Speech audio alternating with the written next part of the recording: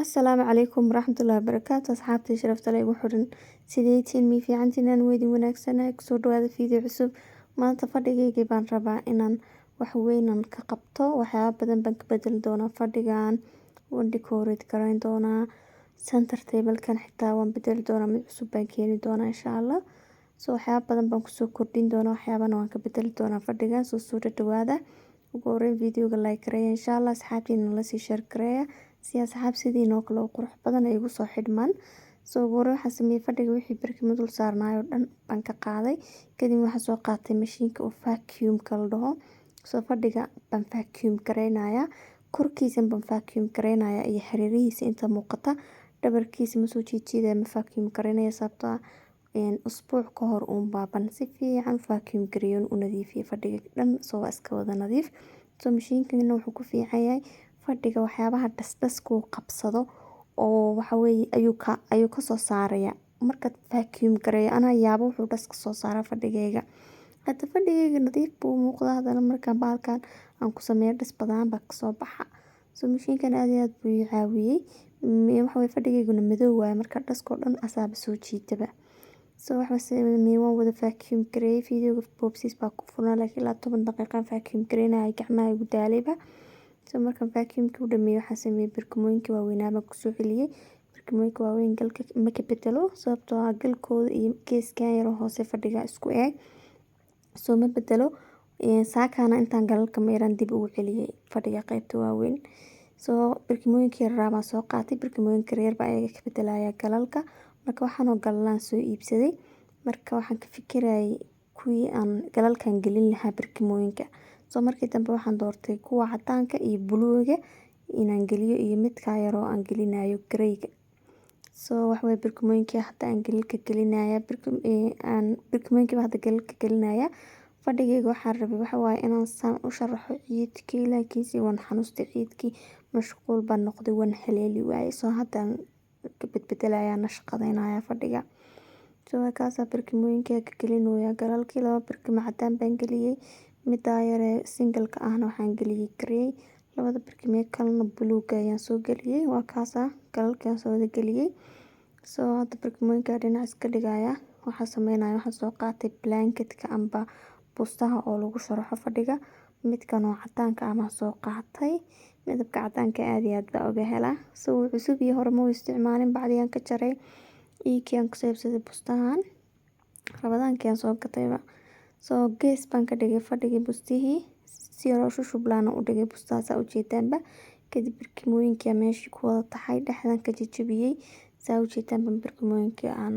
iskugu ag dhigdhigay hadda waxaan sameeyay meeshan center table-ka yaalan ka qaaday iyo kartoonkii weyn oo alaabta igu jirtay kartoonka weyn waa furi doonaa oo ila arki doontaan kadib meeshii oo dhan aan iska vacuum gareeyay waan iska fiiqay waxa waaye ma dhow toole barkimooyinka galalka waa ka bedeli doonaa videoga dhammaadkiisa sababtoo ah midabka buluuga uu igula qurux badnaan waaye fadhiga oo fadhigu qurux buu kusoo bixi waaye way isqaadan waaye way ismaaj gareyn waaye marka buluugaas waan ka bedeli doonaa videoga marka uu dhexda maraayo insha Allah way arki doontaanba meeshii aan vacuum gareeyay waan masaxay markay qalashay hadda waxaan soo qaatay waxaa waaye roog weligii fadhigayga roog ma dhigin waa markii ugu horreysay oo roog usoo gaday sababtoo ah sawirka fadhigayga waa midab yar oo qurux badan weeyaan marka waxaan dhihi jiray ma u baahnid roog laakiin hadda waxaan dareemay inaan roog u baahanahay rooga midabkan u soo iibiyay midabka rooga u soo iibiyay iyo fadhiga caleentiisaas way ismaaj gareynayaan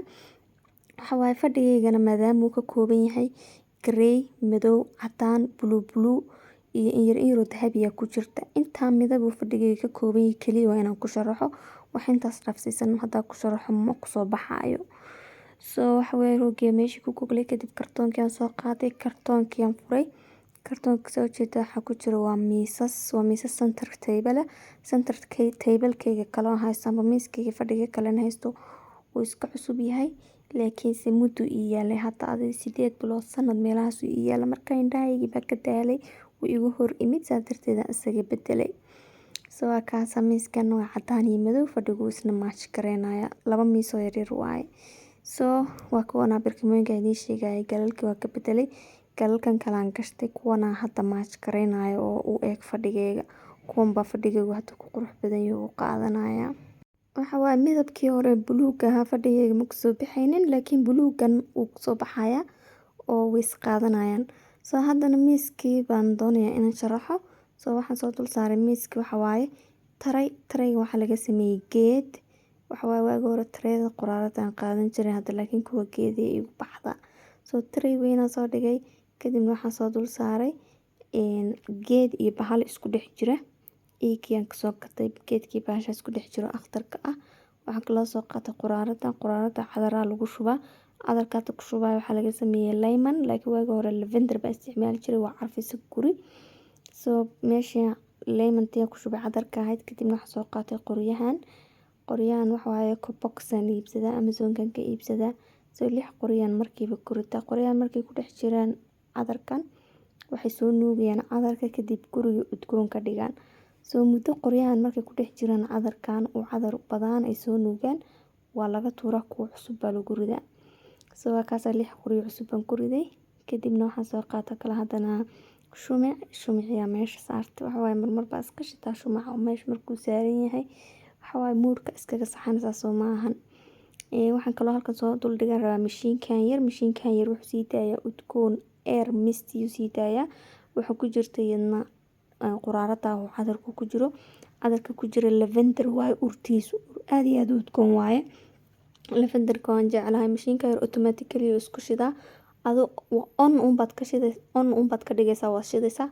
Asaa marna istiminaya marna is shidaaya iski. Mar walba guriga udgoon buu kuugu bixinaa guriga caraf buu noqonayaa caraf oo kala joogsi lahayn. Guri mar walba iska udgoon buu noqonayaa. Waa kaas markii la shidana sida ay soo kale u baxaa. Miiskan weyn intaan saaray kan yarna waxaan dul saarayaa waxa waaye quraaradaas buluuga ah. Quraarada buluuga waxaan ku dhex ridayaa shumac. Shumacan waa shumac oo battery ku shaqeeyo oo saas oo kale u shidaysa markii aad rabtid. Waa kaas center table-ka inta kaliya saaray wax kale ma saarin. Halkaan iyo waxa waaye fadhiga agtiisa amba geeskan fadhiga waxaan ka dhigay waa miis yar waxaan dul dhigay waa geed waxa fiicnaan leedahay oo geed dheer haysta laakiin geed dheer ma haysti kan buu qurxinayaa dib ma lahan. Waa kaas fadhigii finally saan quruxda badan u jeedaan ayuu ka soo baxay. Yaa walaalayaal soo qurux ma ahan oo midabada isma qaadanayaan. Hadda wax waaye shacnigiisu ma baxay fadhigayga mise waxba ka dhiman. Bal commentiga igu soo sheeg insha Allah. Tookhayga ka warama wax ma decorate gareyn karaa. Waa kaas. Waxa waaye fadhigan maanta dhan isla soo hagaajinayni. U soo rididnay u soo tacabnay sana ayuu soo baxay. Sidan baan u bedelay sidan baan u nashqadeeyay sidan baan u decorate gareeyay sidan baan u hagaajiyay. Waxa waaye ani markaan guriga rabay inaan meel ka bedelo aan nashqadeeyo. Waxa waaye lacag badan ma geliyo lacag yar waxa waaye anoo dhaqaalaha ka fikiraya lacag yar waan geliyo laakiin wax badan ma geliyo. Waa kaas mida kale aniga fadhigaygu 5 midab buu ka kooban yahay. 5 midab wax khuseeyo inaan ku sharaxo weeyaan. Laakiin haddii aad haysataan fadhi hal midab oo kaliya amba wada cad amba wada madow amba gray wada ah waxa waaye wax walba aad ku sharaxi kartaa midabada badan aad ku sharaxi kartaa ada ikhtiyaarka iskale. Waa kaas I hope in video-ga aad wuxuu ka faa'iidi doontaan amba idin cajabin doono insha Allah. Video-ga xaqiisa siiya like u badiya video-ga wax badan bay igu tartaan wax badan bay ii taraysaa. Fadlan like ta ka iloobina asxaabtiina quruxda badan la sii share gareeya.